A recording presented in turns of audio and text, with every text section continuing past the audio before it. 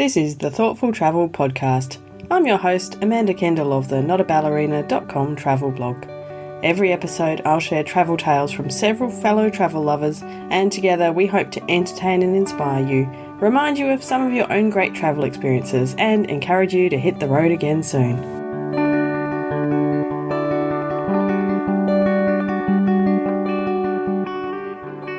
Hello and welcome to episode 254 of the Thoughtful Travel Podcast.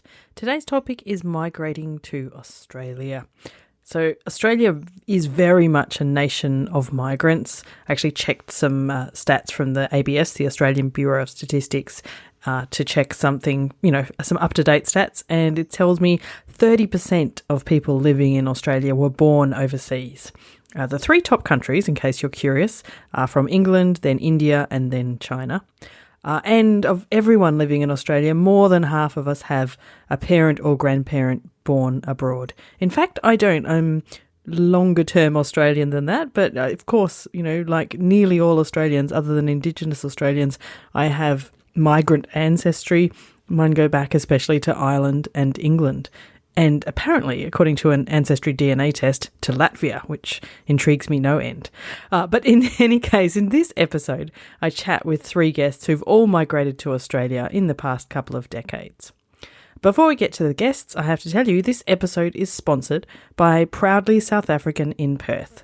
So it's a website and Facebook group run by Reva Cutting, a South African who's now living in Perth, and it's all about helping people who are looking to migrate to Australia or those who've already arrived. There's lots of practical info there.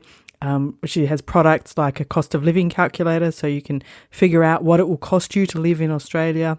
So the site's aimed at South Africans, but there are actually heaps of interesting posts about life in Australia in general. I like Reva's helpful collection of Aussie slang. I'll leave a link in the show notes. It was a good reminder to me about how much we shorten things like rego for car registration or arvo for afternoon.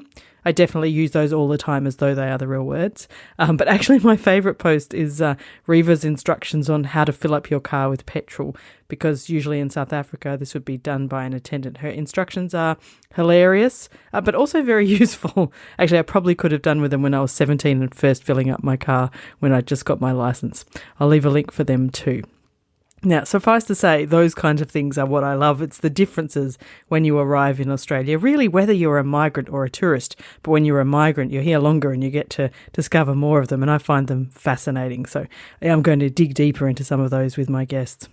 So my first guest today is Catherine Marshall, and I asked her why she migrated and, to tell me a bit more about what she's learnt since coming to Australia. Well, I've lived here for 20 years, so I feel very much like a Sydney-sider and very integrated. It wasn't always that way, of course. I'm from South Africa, as you can hear from my accent, and as you know, Amanda. I had a young family at that time. My children were all born in South Africa, and they were very young. And this was post the first democratic elections in 1994. So we moved 8 years later. And initially, those elections had brought tremendous hope to the country. We truly did go through a honeymoon period. South Africa really was a wonderful rainbow nation, and indeed it still is. But there were also problems, and there was a lot of very violent crime. Mm. I was working as a journalist at the time, so I was exposed to quite a bit of this. And we decided we wanted to give our children a more positive environment in which to grow up and a better shot at a future. So we made that decision to move. It wasn't an easy decision. It's not easy to immigrate to Australia. And, of course, it's not easy to leave one's motherland either. And so that we did. And yes, that was 20 years ago. So it's quite incredible because I think for the first maybe 5 years or so, we were very focused on, as I say, integrating, rebuilding a life. And of course, you count every milestone. Initially, I've been here for a month. I've been here for 3 months. That first year is really significant. And then somehow the years then just blend one into the other. And here I am on New Year's Day, actually, in 2022, it will be exactly 20 years since we emigrated. Wow. 20 years does seem like a long time. It does. It is a long time, half a lifetime, really, for some. Yeah. Do your kids remember much about living in South Africa or only from visits back? My older two remember a lot because they were 6 and 7 when we moved. And so they have very vivid memories of life in South Africa. We lived on a farm, so that was where they spent much of their childhood. So it was a very memorable childhood and very, very lovely existence. My youngest was only 2, almost 3 when we moved, so she doesn't have very many actual memories from life there. I think her memory of South Africa has really been absorbed through osmosis, through stories that we've told and through being the child of immigrant parents.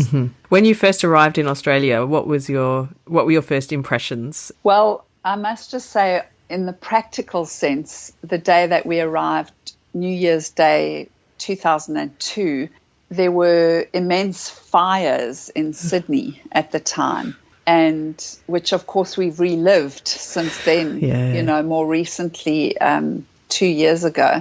And so as we were coming into land, there was a lot of smoke and we couldn't see the city, which might have seemed a bit foreboding. Yes, it does. But thankfully it wasn't. So I suppose you're in a bit of shock to start with. You've left your country, you're running on adrenaline and, worrying about your children. It's a huge step that you've taken. We didn't have jobs to come to, so we were frantically looking for employment, which proved to be very difficult.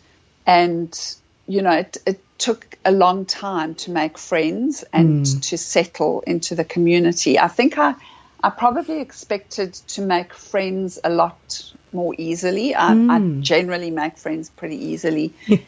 But I think I would imagine a lot of Australians had immigrant fatigue because the area that we moved to has a high immigrant population, and so I could almost see people's eyes glazing over as they realized yet another immigrant family was coming, to the school. Yeah. Not that there was any xenophobia or anything of that nature. I know that some immigrant groups do experience that, but it just does take a little while to break into those cliques. And of course, once you do, the woman who first invited me to a play group, actually, our younger daughters were the same age, is still a very dear friend of mine to this day. And I found that once that ice had been broken, it was quite easy to make friends and to then integrate.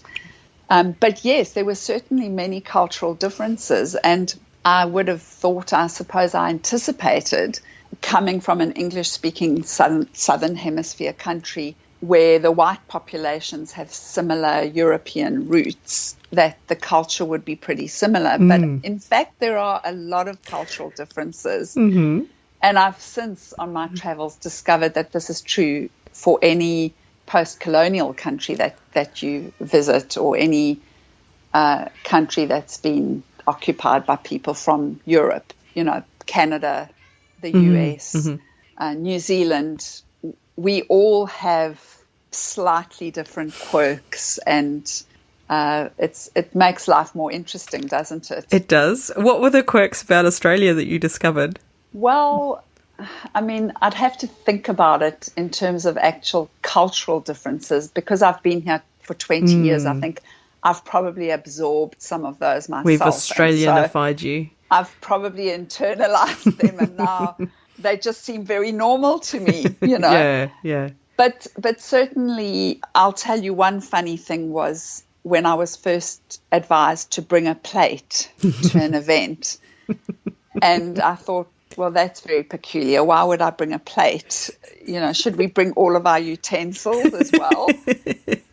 And of course, for those of you who are listening and who are not Australian or who don't live in Australia, bringing a plate means bringing a dish of some sort to share. Yeah. So bringing a plate of biscuits or a plate of canapes. And I know that it sounds very odd in hindsight and in retrospect that this wouldn't have been obvious, but it really isn't when you come here as a total clean slate, you know. Yeah. Did you actually go somewhere with a plate, or did you realize, or someone told you beforehand? I think I must have asked someone what they meant to good. please explain themselves, but I have heard of people who have actually pitched up with just a plate. Yeah, poor things. Yeah. And then, you know, funny food habits like the sausage sizzles, which... Is that a funny food habit? I didn't even know. Well, putting a sausage in a slice of bread and then closing the slice of bread like an envelope. Do you know there's an interstate cultural difference in play here? We never use the slice of bread. We always use the hot dog buns here in Western Australia. So if you go to a Bunnings sausage sizzle, it's different depending on which state you're in. So that might be because you've got so many South Africans living in Western Australia. Maybe. Yes, that's maybe true. Exactly. Yes. So I'm grateful because it's better than a slice of bread. I find that weird. Oh no, I'm really used to the slice of bread now. Lamingtons are a food stuff that we didn't know about in South Lamingtons Africa. Are good. So quite a few things to get used to. Yeah, and it's funny, isn't it? Because, I mean, when I moved to Japan, for example, I knew that there'd be lots of things to get used to, and of course there were. But later on, when I eventually moved to Germany, I expected it to be very similar in many ways to what I knew. And on the surface, it kind of was. And then as I dug deeper, I realised it was way different. And there was so many things, but it just... I had to stop and notice them a bit more. But they filter through very gradually. I do remember when I was teaching English as a second language here in Perth that some of my students did have that bring a plate issue as well, and did bring an empty plate to their first Australian invited kind of occasion. So a good lesson. Now, my next guest is Anuj. He's migrated to Australia from India, and he's a devoted listener of the podcast and has become a friend. So it was great to chat with him about his experiences. He actually came initially as a student. Now, before we chat with Anuj, I must let you know that we talk about the MCG. And if you don't know, if you're outside Australia, that's the Melbourne Cricket Ground. And in winter, AFL gets played there, Australian rules football, and in summer, cricket.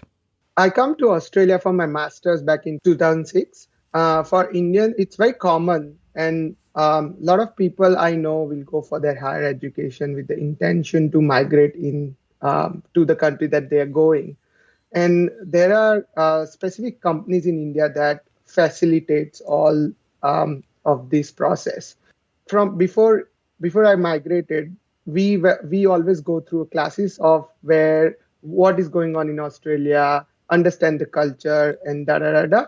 So we know exactly what happens in Australia. But when you come to Australia, it's totally different story because you are experiencing what you have studied. Yeah. And when I landed in Australia, I experienced a massive culture shock. Like a couple of examples of it is very quiet in Australia. Yeah, and the weather is all over the place in Melbourne, especially. Like it can be sunny and awesome, and next day it'll be like -20. Oh no, it's not going to be, but very cold. So I arrived in Melbourne with a couple of friends of mine. So we were 3 in a group. The biggest challenge first up was to find a rental property to live. So we stayed with a family friend, and then we moved into a friend's house and all that. But we ideally wanted to get a rental property by ourselves. Mm-hmm. And it was extremely difficult to find a rental property because initially we had no rental history, obviously no income, no experience, and we had no idea how to even apply for a rental property because all of our friends always live with our parents. And so that was one of the biggest challenges. And we did get some help from our seniors. And I think after a few months, we got the property, like maybe about a month, we got a property and we moved in. Right. So we had to settle our house. We have to find refrigerator, microwave, beds, all of that. So that was a tricky situation because we had no idea what to do, when to do, how to do. It's really hard in a brand new country because you don't even know like the general shops that you would go to get, you don't know the names of places and all of that stuff. I remember, from when I moved, especially to Germany, and I had to set up properly. It's really hard. Yeah, and you're absolutely right. Especially like a grocery shop in India, there is no grocery shop when I was young. So you would have specialty shops, like you have fruit shops and da. Here you can get supermarket with everything. You can buy toothpaste to, ice creams to everything. Yeah.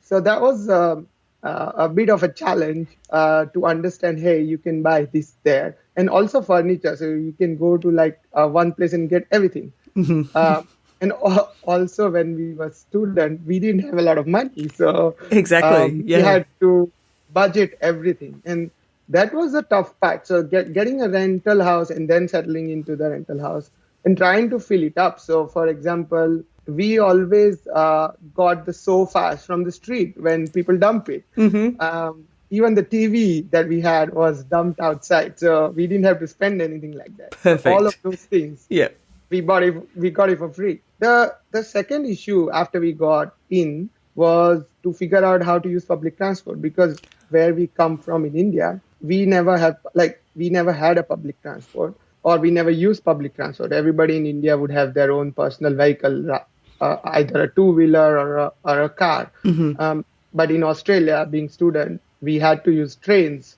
and that was the best way to get around.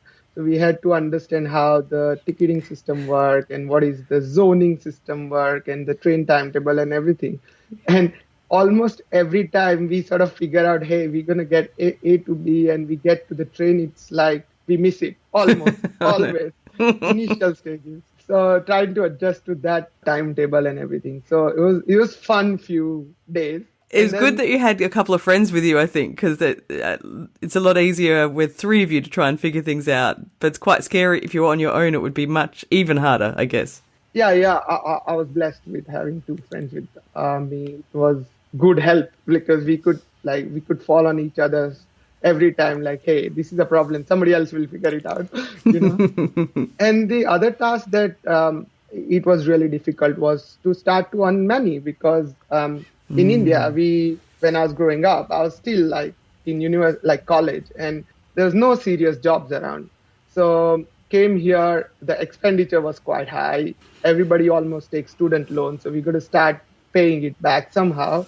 And we got to start paying for our rent and pay for our food and everything. So this was very difficult because when the uni starts, you have no idea what to do. So how to even start applying for a job in Australia. I would say this was most difficult out of all of it, because it is not in your hand. Like everything else, you can figure it out. But this was somebody else is going to give you something. True.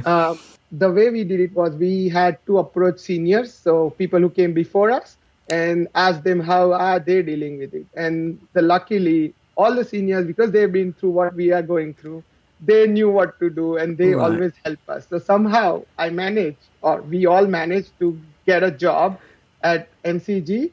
Oh, wow.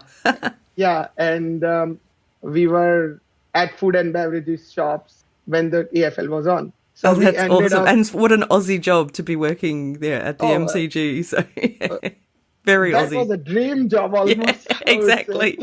And honestly, that job for all of us was the best cultural experience in Australia, because you get to see every type of a person that comes to Met. You can see kids, you can see rich people, you can see like middle class, you can... Everyone goes to watch the footy, yeah. You can have everybody. And every week you have different people, different teams playing, different... and this was the best. I would recommend, if you are ever going anywhere, just get a job in stadiums, because that's when you get the most out of the culture. Yeah, that's awesome. Yeah, that was a great move, I think, to be able to really, just better than working at a restaurant or, cleaning or something like that, to be actually, at the stadium when Aussies are at their happiest. What an interesting experience, yeah. Or saddest. Or saddest, yeah, depending if their team's winning or losing. You're quite right. Yeah. So that was very, very good. And once we start getting into that sort of mode, earning money, trying to understand what everything is, and then we have to also remember we have to also study. And the study part was really different because it's primarily in English, first of all. Then the study in here is a lot of open book sort of an exam, which was very different to India, because India, you just have the exam every day for 3 or 4 days for the whole year. So you have 3 or 4 exams in 2 or 3 days and you're done. Whereas here you have one exam and then like 3 days or 4 days break, and then you have second exam.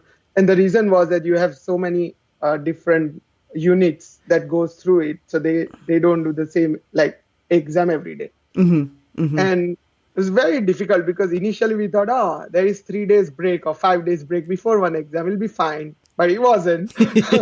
And luckily we all passed and we were well done. We understood the different style of studies.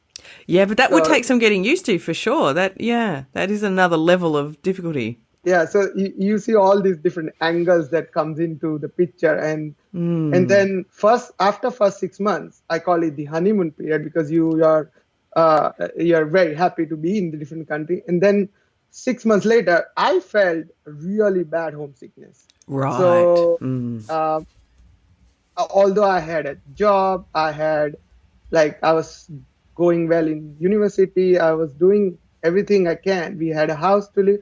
But then you miss parents because you've lived there for 20 years of your life and they are not there suddenly. I don't have my dad to ask a question. It is very, very difficult. So that's when I reckon I grew up and become mature and started to take decisions for myself. I didn't have to take advice from anyone anymore. So I think I learned more in that first year of being in Australia than I reckon entire my life prior to that. I completely relate. I definitely learnt more in my first year living in Japan than I had in my 25 years before that, definitely. So I completely concur with Anuj on how much moving to another country can change you. Now, my final guest today is Lucky Legong, and she moved from South Africa to Australia just because she was offered a job here. It wasn't really part of her life plan, but it has turned out pretty well. In South Africa, I was working for a couple of hospitality institutions before I come over to Australia. Now, Australia went straight to Kangaroo Island. Oh, wow. Yep. That's just really directly? Direct. I did not pass, I didn't collect $200, didn't pass Didn't begin. spend any time in a city or anything. Just nothing. Straight through to Kangaroo Island. Straight through to Kangaroo. I flew into Adelaide. Spent one night in Adelaide and then straight onto Kangaroo Island. And I remember getting to Kangaroo Island for the first time, going on a regional express flight, a small Rex flight, 20 minutes, landing in on the airport then hadn't been done up. So it was still a small airport, really quaint. Right. And landed there. I had my mates pick me up. It took me through to Kingscote, which is the small town there. And I just remember looking at it going, oh my God, where the hell am I? What is this? What is this place? And, it's a very small, quaint town. We did we just went through the whole town in about 10 minutes. And they took me to, a deli called Rogers Deli. Once again, really quaint. The locals go there, very elderly. They go there, have a coffee, have a piece of cake, read the newspaper. It was a news agency in a deli, so got there, had something to eat, and then we drove all the way to Southern Ocean Lodge, which was an hour, and saw kangaroos for the first time, because coming straight from South Africa, saw kangaroos for the first time on the way. It was a very long drive. As we kept on, when we left Kingscote going into Southern Ocean Lodge, everything just started getting, the greenery started getting denser and denser, and eventually, you leave all the buildings behind and it's just in the middle of nowhere. And all you are is driving past, forest and bushland. And it's just like, what's going on? And then we got to Southern Ocean Lodge, and that's where I worked for about 3.5 years. And very cold was another thing that Was that unexpected?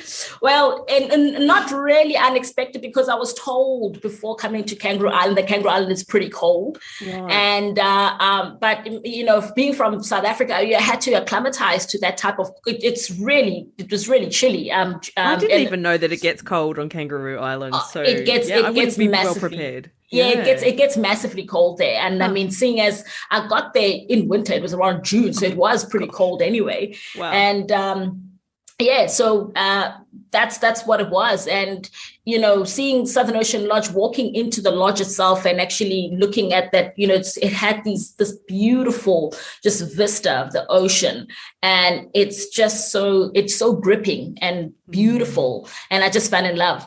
Oh, thank goodness. Yes, I fell in love with it, and it was just absolutely beautiful. And the property itself was amazing, 21 bedrooms. The history surrounding Kangaroo Island is fascinating as well. They had about 88 shipwrecks, if I'm not mistaken, and lots of history around it, and just with the first settlers and things like that. And the area is just really special. The wildlife is fantastic, and the landscape and seascape just absolutely beautiful. So that was Kangaroo Island and my experience there. That was 3.5 years. It sounds like it went by really quickly, but I was there for a while. That's a really solid time to live in a relatively isolated place like that, but to still love it so much. Was there anything that you didn't like or that you found unusual? Not off the bat. I was just really excited to be in Australia. It's a country that I never actually thought I'd end up in. It wasn't actually even on a bucket list to come to Australia, believe it or not. And I didn't really know much about it, but I was very excited about the prospect of living here and seeing and discovering. And, just coming in from another country to live in another country, first of all, you've got time differences, there's a different time zone, different currency, different cultures, just different ways people view things. Your relatability with other people is completely different. So it's just it's a whole matter of adjusting and getting to know how people do things here in Australia is different to anywhere else in the world, and being open to that. Yeah, like travelling, I guess successful migration to Australia is definitely about being open to all our quirks. I hope that as a whole we're a relatively welcoming nation, and I guess the fact that all of my guests have continued to live in Australia is a good sign. So that's it for this episode 254 of the Thoughtful Travel Podcast. A quick thanks again to our sponsor, Proudly South African in Perth. You can find out more about Reva and her website at proudlysoutafricaninperth.com, and I'll leave a link in the show notes to those posts I mentioned and to her cost of living in Australia calculator product as well. Thank you also to my wonderful guests. First up, we had Catherine Marshall, and you can find more of her work at her website with some of her fellow journos at Time to Wander at timetowander.com.au. Thanks also to Anuj in Melbourne, a listener who's become a good friend.